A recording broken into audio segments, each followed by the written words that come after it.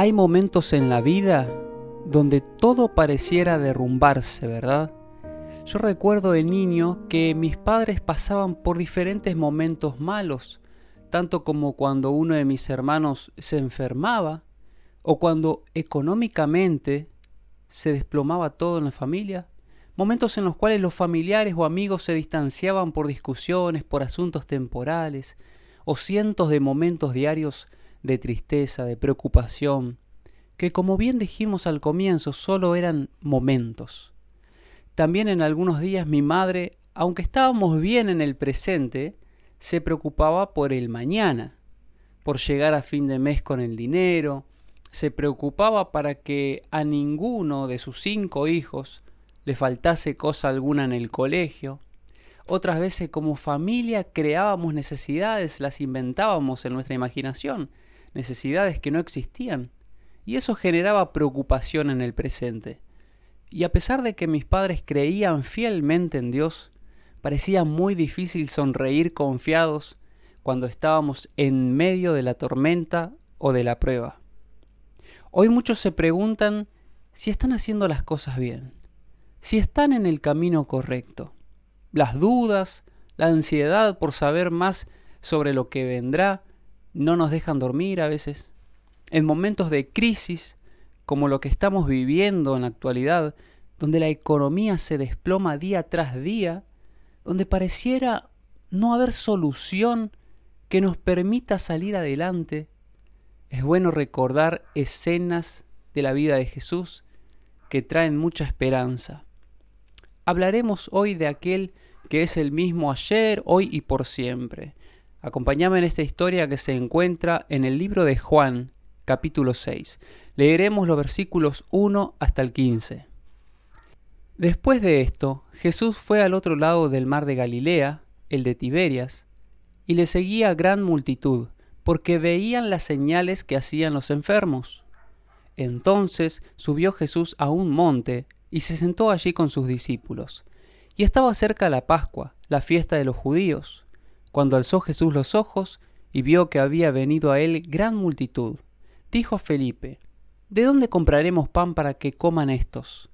Pero esto decía para probarle, porque él sabía lo que estaba por hacer. Felipe le respondió: 200 denarios de pan no bastarían para que cada uno de ellos tomase un poco. Uno de sus discípulos, Andrés, hermano de Simón Pedro, le dijo: Aquí está un muchacho que tiene 5 panes de cebadas y 2 pececillos, mas ¿qué son estos para tantos? Entonces Jesús dijo: Haced recostar a la gente, y había mucha hierba en aquel lugar, y se recostaron como un número de 5,000 varones. Y tomó Jesús aquellos panes, y habiendo dado gracias, los repartió entre los discípulos, y los discípulos entre los que estaban recostados, asimismo de los peces, cuanto querían. Y cuando se hubieren saciado, dijo a sus discípulos: Recoged los pedazos que sobraron, para que no se pierda nada. Recogieron pues y se llenaron 12 cestas de pedazos que de los 5 panes de cebada sobraron a los que habían comido. Aquellos hombres, entonces, viendo la señal que Jesús había hecho, dijeron: Este verdaderamente es el profeta que había de venir al mundo. Pero entendiendo Jesús que iban a venir para apoderarse de él y hacerle rey, volvió a retirarse al monte solo. Dice la palabra de Dios que Jesús y sus discípulos habían cruzado el mar de Galilea, y una gran multitud había seguido a Jesús porque habían visto las señales que él hacía a los enfermos. En un momento Jesús sube a un monte junto con sus discípulos en un lugar más apartado, pero cuando observa la gran multitud que se había acercado a él, Jesús tiene compasión por ellos. El día ya estaba terminando, las personas estaban cansadas por el largo recorrido que habían hecho. Algunos siguieron a Jesús en barcos, otros habían ido caminando hacia él, costeando lo que era todo el lago de Galilea. Otras personas habían escuchado su fama en la región y se acercaron, y quizás muchos otros se habían acercado al lugar porque simplemente tenían curiosidad. No lo sabemos. Pero una gran multitud de 5,000 hombres y miles de mujeres y niños se encontraban allí y no sería por casualidad. Estaban lejos de las grandes ciudades y como dijimos, el día estaba llegando a su final. Jesús, conociendo los pensamientos de sus discípulos y sabiendo las preocupaciones que pasaban por los corazones de ellos, le formula esta pregunta: ¿dónde compraremos pan para toda esta gente? Aunque Jesús sabía lo que estaba por suceder, hace esta pregunta para probar la fe de sus discípulos. ¿De dónde conseguiremos tanto alimento? ¿Qué comercio, panadería o mayorista podría abastecer tal cantidad de pan para saciar a toda esa multitud, una multitud tan grande?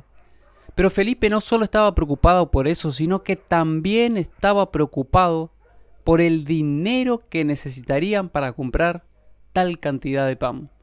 Y dice, 200 denarios de pan no alcanzarían. Un denario era el salario de un trabajador en un día. 200 denarios significaban 200 días de trabajo. Estamos hablando de mucho dinero, y aún así eran conscientes de que tal cantidad no alcanzaba ni para que cada uno comiese un poco. ¿Cuántas veces nuestras preocupaciones son igual a las de Felipe? No nos alcanza lo que tenemos, la necesidad es grande, los recursos pequeños. Estamos tan acostumbrados a satisfacer las necesidades con dinero que cuando se presenta una necesidad pensamos en la billetera, en el bolsillo. Queremos cumplir un sueño, necesitamos dinero. Queremos terminar un proyecto, necesitamos dinero para comprar las herramientas que uno necesita. Queremos comenzar un emprendimiento, necesitas ese capital inicial. Incluso en la iglesia queremos mejorar la iglesia o agrandar algún salón, necesitamos dinero. Nos preguntamos, ¿cuánto hay en el fondo de la iglesia? ¿Cuánto dinero hay en la tesorería para poder solventar los proyectos? Hace poco queríamos contratar internet en nuestra iglesia aquí en Hudson y necesitamos dinero y mucho, ya que como es iglesia, es una institución, los servicios de internet cuestan el doble, el dinero. Pero en toda preocupación hay una salida.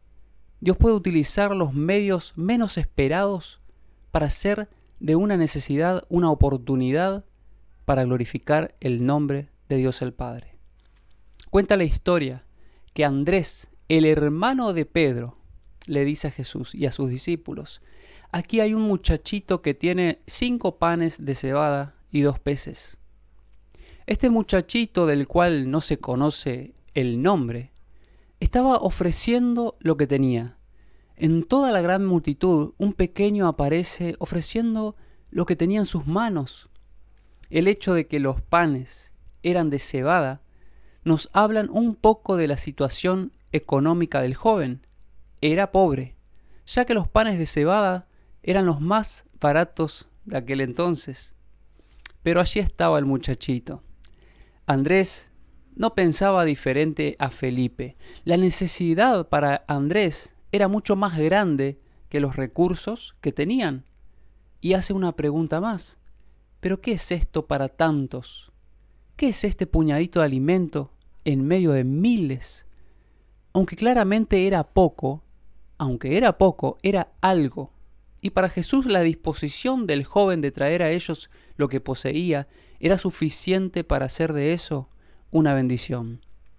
Jesús manda que se recuesten las personas y recuerden que siempre hay una condición para ser testigo de los mayores milagros. Hay que obedecer. Lo que pide Jesús no es algo imposible. Lo posible está en nuestras manos. Pero cuando llega el momento de lo imposible, eso ya es oportunidad para Jesús. Jesús bendice los alimentos y al comenzar a repartirlos, cada uno de los presentes se sirvió cuanto quiso. Comieron hasta saciarse. Y como sorpresa, sobró mucho alimento. Al juntar las cestas de lo que sobró, llenaron 12 cestas. Sobró más de lo que había al comienzo. Este milagro sobrenatural Se sobrepuso a las leyes físicas, matemáticas y cuantas otras más que podríamos notar, ¿verdad? Mientras más se sirvieron, tanto más el alimento se multiplicó. El cielo se había acercado a los hombres en ese momento. Estaban viendo una ventana celestial abrirse y eran testigos de una bendición en abundancia. Al ver el milagro, muchos reconocieron que Jesús era esa persona, ese profeta que el mundo había estado esperando. ¿Cuántas veces en nuestras reuniones hay pequeñas ideas que son traídas por los jovencitos o por cualquier hermano que tenga un corazón sincero y presenta eso poco que tiene, pero estas ideas no son valoradas, ya que según nuestro punto de vista humano, eso no alcanza? Lo cierto es que lo poco que se tenga en manos de Jesús es suficiente. Poco en las manos de Jesús es mucho. Pequeño en las manos de Jesús es gigante. No se trata de la cantidad, se trata de presentar lo que tenemos, incluso lo que somos, presentarnos a Jesús. Colocarnos en las manos de Jesús cubrirá miles de necesidades que estamos padeciendo hoy por nuestra falta de fe. El Señor hoy te pregunta, ¿qué tienes en tus manos? ¿Cuál es tu don, tu talento? Puedes estar toda tu vida creyendo que tienes mucho y no alimentar a nadie, o puedes venir como estás a Jesús y ser testigo de los mayores milagros. No seremos útiles jamás a menos que caigamos en las manos de Jesús. Si seguimos avanzando en la Escritura, en esta historia, encontraremos en el último capítulo de Juan, después de la muerte de Jesús, que los discípulos van a pescar. Eran 7 discípulos arriba de una barca, tirando las redes para sacar algo de comer. Estuvieron toda la noche intentando y no sacaron ni un solo pez.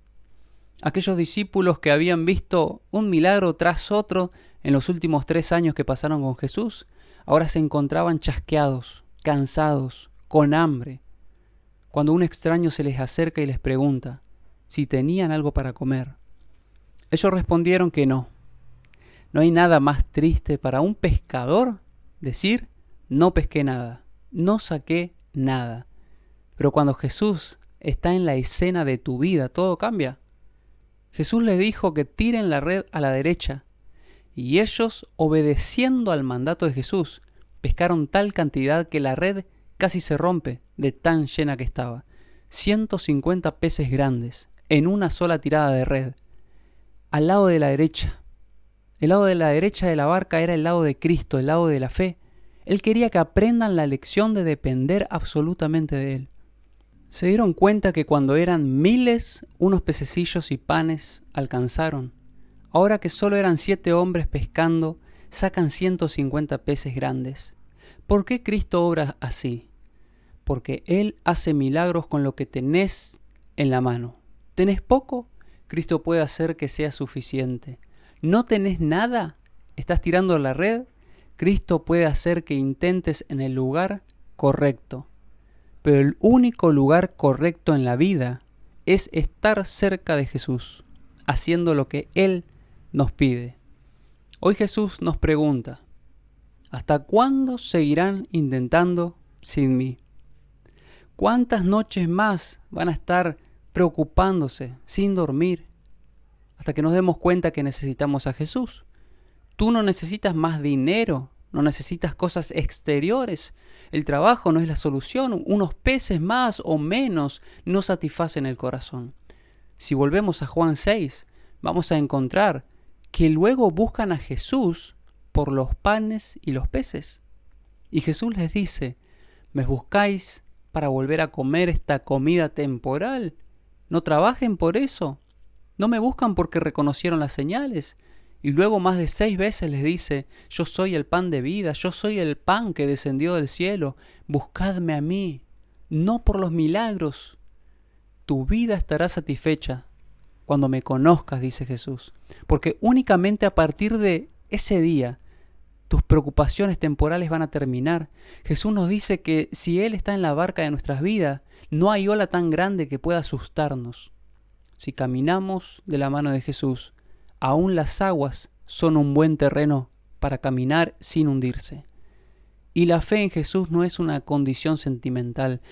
La fe no es un fuego interior que quema. La fe en Jesús nos hace caminar sobre el agua. La fe en Jesús hace que mantengamos la calma en medio de la tormenta. La fe en Jesús nos hace estar gozosos aún en las mayores necesidades de la vida.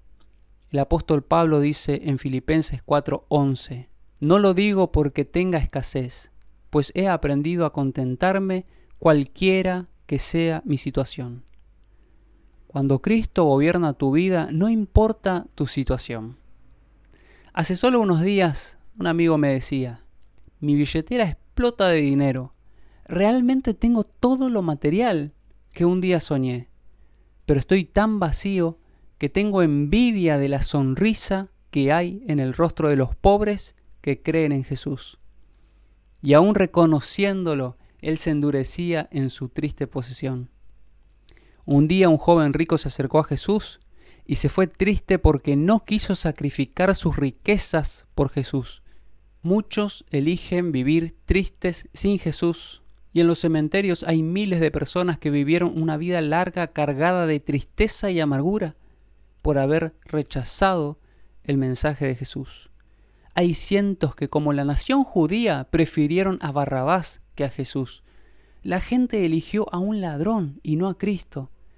Hoy el mundo se inclina por el gran ladrón que vino a matar, a hurtar y a destruir, y desprecian a aquel que lo dio todo por nosotros.